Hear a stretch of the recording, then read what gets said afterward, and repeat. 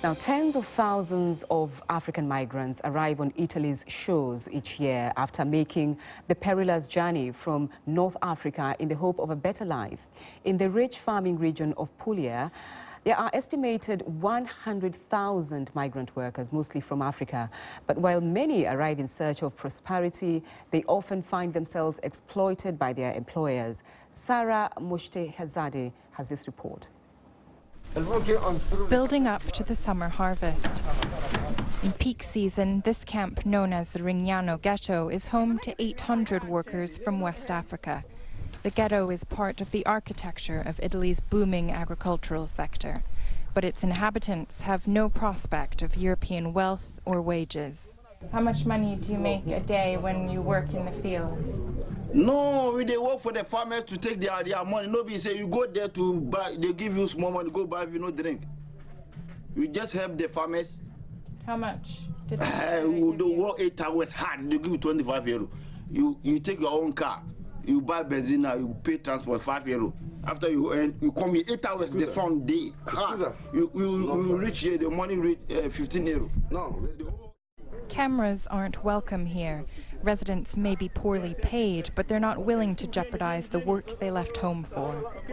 The reason why people don't want to be filmed is fear of the caporale, the intermediary between the farm owners and the workers here in the Rignano Ghetto. They're worried that if they speak on camera, they won't get a job. The caporali watch closely. An estimated 80% of farm laborers find work through them on the black market. The town square acts as the office of the more powerful caporali, mostly Tunisians who have been here the longest. They refused to let us film them, but told us they make up to 400 euros a day. An 8-hour day in the fields barely covers workers' expenses, but the farmers who rent the land rely on cheap labor to meet their needs in a fierce marketplace where costs are growing. The inspector comes round and finds that you don't have the right documents for your workers, and you get fined 4,000 or 5,000 euros. And you're doing good for that person who was looking for work because he needs to eat. We spend thousands of euros and we earn pennies. We can't make it.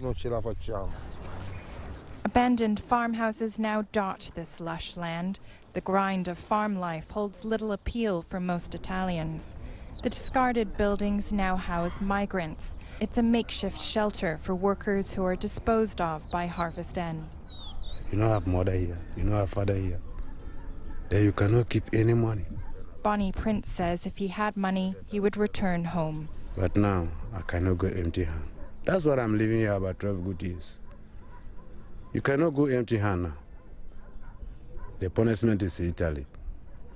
Sarah Moshte-Hedzadeh, BBC News, Puglia.